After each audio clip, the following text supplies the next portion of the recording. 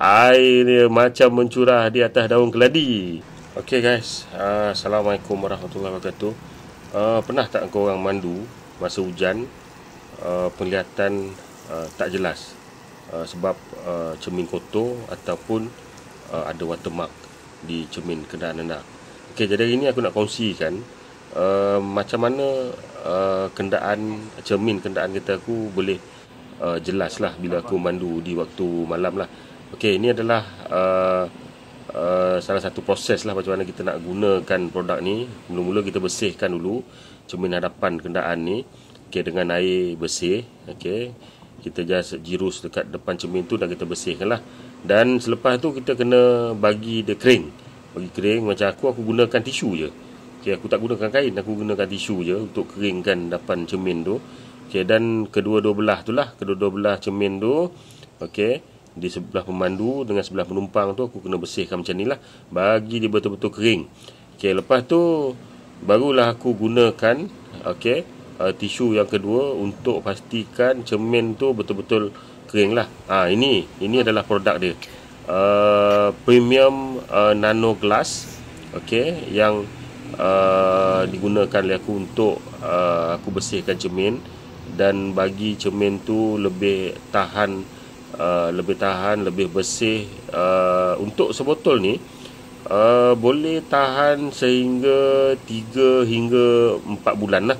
3 hingga 4 bulan. Dan setiap kali penggunaan kita di atas cermin ni, penggunaan produk ni di atas cermin, dia boleh tahan sehingga 3 ke 4 minggu lah. Paling cikai pun dalam 2 minggu macam tu lah. Okey, ini adalah proses kita nak ratakan premium nano glass ni atas cermin. Cara ni kita kena bulat-bulatkan lah, lap bulat ke atas cermin tu bagi memberi keserataan lah. Okey,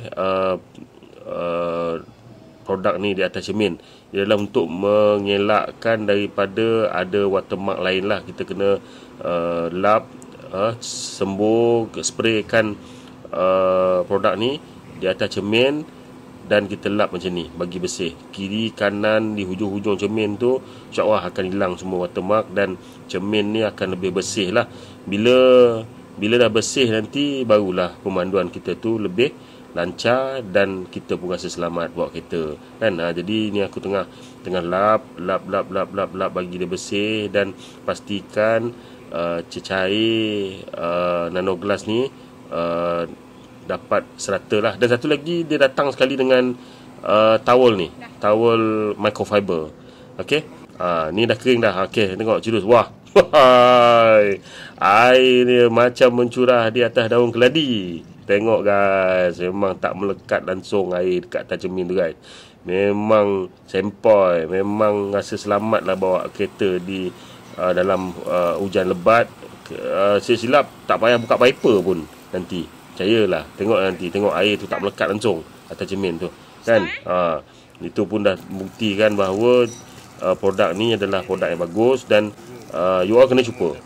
Okay guys, you all kena cuba untuk dapatkan produk ni dan cuba di kenderaan anda. Petang tu aku pergi Kuala Lumpur. Tengok, air tak melekat langsung kat cermin. Wiper pun tak buka tu. Memang magic dah. Okay, kepada you all nak dapatkan produk ni, boleh pergi ke link tu. Jadi dia ada jual combo tu. Sementara masih murah ni, you all belilah. Okay, bye.